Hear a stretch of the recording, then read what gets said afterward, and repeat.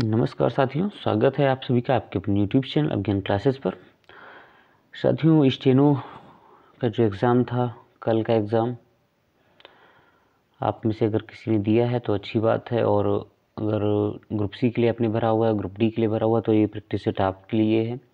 अंत तक ज़रूर देखिएगा वीडियो को। कल आपने जो हिंदी देखी उसका लेवल आपने देखा ही है, तो आप सोच लीजिएगा कि कैसी हिंदी ग्रुप सी के लिए आने वाली है, ग्रुप डी के लिए आने वाली है। तो दोस्तों, ज़्यादा समय न लेते हुए मैं वीडियो शुरू करता हूँ। इसका जो पहला क्वेश्चन है, निम्न में से कौन सा शब्द संज्ञा है? निम्न में से कौन सा शब्द संज्ञा है? सुंदर, छोटा, काला, हिमालय। तो देखिए यहाँ पर सुंदर क्या है? सुंदर विशेषण है, तो ये संज्ञा नहीं होगा। छोटा भी विशेषण है, काला भी विशेषण है। आपका जो सही शब्द है वो क्या होगा? हिमालय होगा।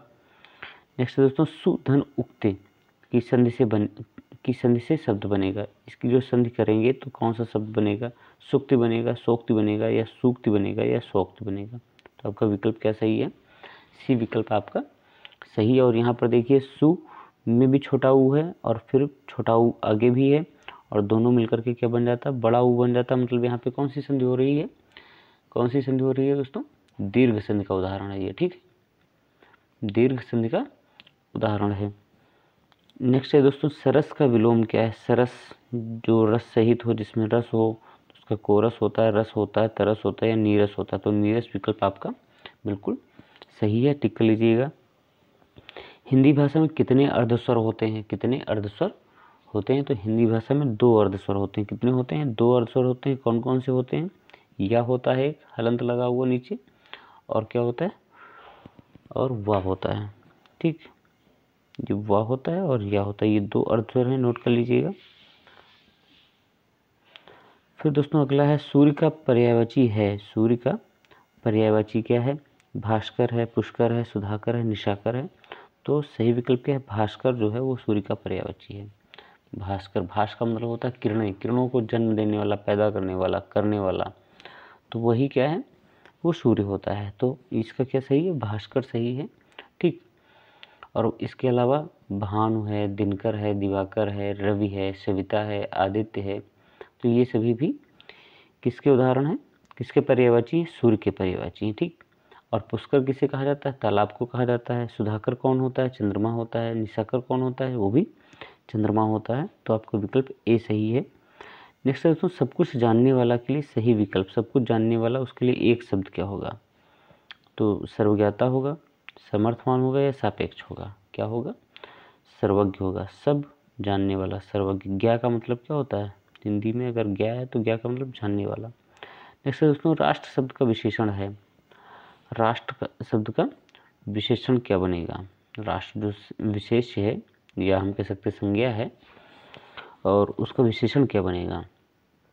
तो उसका विशेषण बनेगा राष्ट्रीयता नहीं होगा, राष्ट्रीय होगा। क्या होगा? राष्ट्रीय बनेगा, ठीक है, टिक लीजिएगा।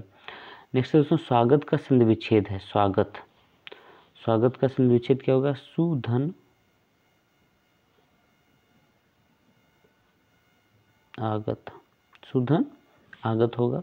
इसमें देखिए कहीं पर है, डी विकल्प आपका सही है। कौन सा विकल्प सही है? डी विकल्प सही है। और ये यहाँ पर सुधन आगत हो गया तो अव आ गया यहाँ पे, ठीक है। तो ये कौन सी संधि हो गई? ये यण संधि का उदाहरण। किसका उदाहरण है? यण संधि का उदाहरण है ये, ठीक। आगे दोस्तों, नीचे दिए गए मुहावरे का सही अर्थ बताइए। आकाश छूना, आकाश छूना का मतलब जोड़ लगाना होता है, दोहरा लाभ होता है, बहुत ऊंचा होना होता है, या लंबा होना होता है, ठीक। तो आकाश छूना का उदाहरण क्या होता है? बहुत ऊंचा होना। सी विकल्प आपका सही है। अगला है दोस्तों, समूह से अलग शब्द पर निशान लगाओ। तो साइकिल, कार, स्कूटर, हवाई जहाज। इसमें देखो साइकिल अलग है, कार अलग है, स्कूटर, ये तीनों एक जैसे हैं। क्यों है? क्योंकि ये थल के हैं ये, ठीक। तो जो हवाई जहाज छूट रहा है, ये आपका विकल्प सही है। ये हवा में उड़ता है, ठीक है। ये कहाँ उड़ता है? हवा में उड़ता है। तो ये वायु मार्ग का साधन है, और बाकी जल मार्ग के साधन है। बाहर कौन खड़ा है? यहाँ कौन सा सर्वनाम प्रयोग किया गया है? कौन खड़ा है, ठीक। तो इसमें क्या है? संबंधवाचक है, निश्चयवाचक है, प्रश्नवाचक है, या पुरुषवाचक है, ठीक। तो कौन सा प्रश्नवाचक है? कौन जो है वो कौन सा प्रश्नवाचक में आएगा ना, तो प्रश्नवाचक कर लीजिएगा। नेक्स्ट है तो संयुक्त व्यंजन छ के निर्माणक हैं। छ के निर्माणक हैं, तो छ के निर्माण किए नहीं है। क और चा भी नहीं है, क और शा भी नहीं है, ठीक। क और शा भी नहीं है, कौन सा, ये वाला आपका सही है, का, आधा का और शा, इनको मिला करके क्या बनता है, इनको मिला करके बनता है शा। इसी तरह दोस्तों ज्ञा है, ज्ञा किसको मिला करके बनता है, जा और या को मिला करके बनता है। ठीक, अगला दोस्तों निम्न में से एक वचन शब्द बताइए। एक वचन शब्द नारियां नहीं होगा, तारे नहीं होगा, छात्रों नहीं होगा, क्या सही है आपका, प्रियतम बिल्कुल सही है। क्या सही है, प्रियतम सही है एकदम। ठीक, त्रिभुज में कौन सा समास है, तो यहाँ पर देखिए 3 भुजाओं का समाहार दिया हुआ है। त्रिभुज, त्रि का मतलब 3, भुज का मतलब भुजा, 3 भुजाओं का समाहार क्या होगा, त्रिभुज होगा। तो ये संख्यावाची है, तो ये क्या हो जाएगा, ए हो जाएगा, द्विगु समास हो जाएगा। संख्यावाची कौन सा होता है, द्विगु समास होता है। नेक्स्ट दोस्तों अग्नि शब्द का पर्यायवाची क्या है, तो अभी हमने बताया कि रवि किसका होता है, सूर्य का होता है। शावक खरगोश को कहते हैं, शावक किसे कहते हैं, खरगोश को कहा जाता है। ठीक है, या जंगली जानवरों का बच्चा, माफ़ कीजिएगा, जो शावक मतलब छोटा बच्चा होता है, जंगली जानवर शावक कहेंगे, चाहे हिरण का हो या खरगोश का भी कह सकते हैं। तो ये जो जंगली जानवर होते हैं उनके बच्चे को शावक कहा जाता है। ठीक, और भी मतलब जो जानवर हैं जंगली, उनके बच्चों को शावक कहा जाता है। तो पावक, पावक का मतलब क्या होता है, अग्नि होता है। ठीक है, अंबर का मतलब क्या होता है, अंबर का मतलब होता है आकाश या वस्त्र भी होता है। ठीक, तो पावक किसका, अग्नि का पर्यायवाची में से क्या है, पावक है, अग्नि का पर्यायवाची पावक है। विद्वान शब्द का स्त्रीलिंग शब्द क्या है, विद्वान का स्त्रीलिंग, बुद्धिमती नहीं होगा, विद्यार्थिनी नहीं होगा, विदुषिका नहीं होगा, क्या सही है, विदुषी आपका सही है। क्या सही है, विदुषी। विद्वान अगर पुरुष के लिए तो विदुषी महिला के लिए। उसने टेढ़ी चाल चली वाक्य में कौन सा कारक है, उसने टेढ़ी चाल चली वाक्य में कौन सा कारक है, कर्म कारक है, संबंध कारक है, अधिकरण कारक है या कर्ता कारक है। तो इसमें कौन सा कारक है बताइएगा, उसने टेढ़ी चाल चली में कर्ता कारक है। यहाँ पर उसने की बात हो रही है तो कर्ता कारक होगा आपका। कौन सा विकल्प सही है, कर्ता कारक। ठीक, टिक कर लीजिएगा, कर्ता कारक, उसने टेढ़ी चाल चली।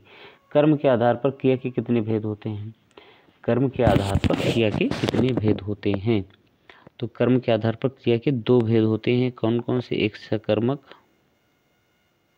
और एक यहाँ पर लिखे दे रहे हैं अकर्मक। ठीक, तो ये 2 भेद हो गए, टिक कर लीजिएगा दोस्तों।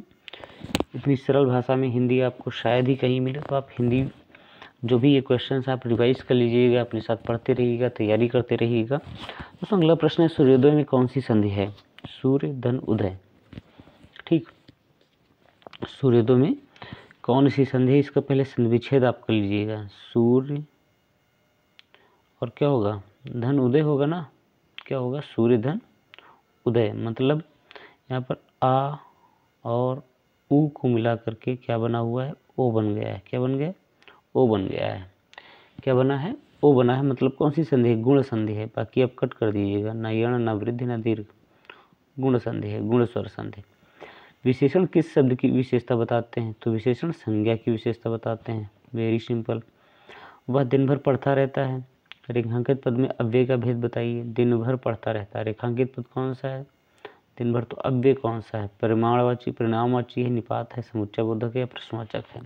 ठीक, दिन भर, तो इसमें कौन सा है, निपात अव्यय है। कौन सा है, निपात अव्यय है। ठीक, कौन सा अव्यय है, निपात अव्यय है। क्यों है, क्योंकि जो अव्यय, निपात अव्यय क्या होता है कि जो अव्यय किसी शब्द या पद के बाद जुड़कर उसके अर्थ में विशेष प्रकार का बल भर देते हैं। ठीक, तो उन्हें निपात कहा जाता है। जैसे कौन से ये अव्यय होते हैं, भी है, तो है, तक है, भर है। ठीक, केवल, मात्र, ये सब इसमें आते हैं। भी, तो, तक, भर, केवल, मात्र, किस में आते हैं, निपात अव्यय में आते हैं।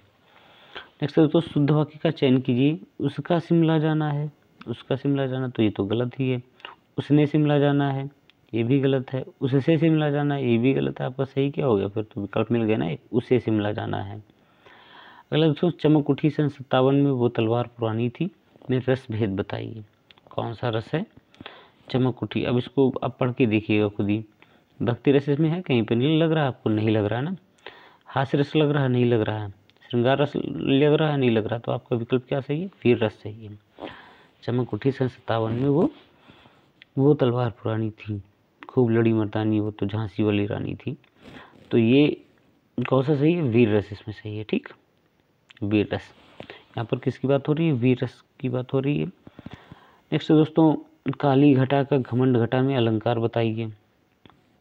काली घटा का घमंड घटा में कौन सा अलंकार है? तो इसमें देखिए घटा, घटा और यहाँ पर भी घटा आ गया। तो यहाँ पर घटा का मतलब किससे है? बादल से है, या बदली से, छोटी बदली से है। ठीक, बादल से है। और यहाँ पर जो घटा है उसका क्या मतलब है? कम होना, घट गया, इसका मतलब है कम होना। यहाँ पर इसको बादल या बदली कहेंगे हम। ठीक है, बादल। ठीक, तो काली घटा का घमंड घटा, तो ये कौन सा अलंकार हो गया? एक ही शब्द जो है वो 2 बार आया है और अलग अलग अर्थ लिए हुए है, तो वो कौन सा है? तो यहाँ पर अलंकार कौन सा होगा? तो यहाँ पर कौन सा अलंकार है? यमक, यमक अलंकार है। कौन सा? यमक अलंकार कर लीजिएगा दोस्तों। अन उपसर्ग से बना हुआ शब्द, अन उपसर्ग से बना शब्द क्या है? अन उपसर्ग से बना शब्द है, क्या है? अनुचर है, अनुपमा है, अंतर है, अनुत्तर है। अन उपसर्ग से बना शब्द अनुचर, अनुपमा, अनुत्तर, अंतर। इसमें देखिएगा आप कौन सा है, अब बताइए। अनुचर होगा, अनुपमा होगा, अंतर होगा, अनुत्तर होगा। ठीक, तो अन उपसर्ग से जो बना सही शब्द है वो है, वो क्या है? वो है अनुचर। यहाँ पर जो मुख्य शब्द है वो है चर, तो अनुचर हो जाएगा। अनुपमा में देखो उपमा, इसमें बाद में क्या आता है? अनुपमा, उपमा। यहाँ पे अन है, अनु नहीं है, यहाँ पे अन होगा। यहाँ पर भी अन उपसर्ग है। ठीक है, अन उत्तर, यहाँ पे भी अन है, तो आपका क्या सही है? अनुचर सही है। ठीक, तो दोस्तों ये हिंदी के 25 क्वेश्चंस थे, बहुत ही इंपॉर्टेंट क्वेश्चंस थे, एग्जाम के दृष्टिकोण से बहुत ही इंपॉर्टेंट थे। उम्मीद करता हूँ आप सभी को पसंद आए होंगे। अगर आपको वीडियो पसंद आता है तो आप चैनल को सब्सक्राइब कीजिएगा और ऐसी अपडेट्स पाने के लिए जुड़े रहिएगा हमसे। नमस्कार दोस्तों, जय हिंद।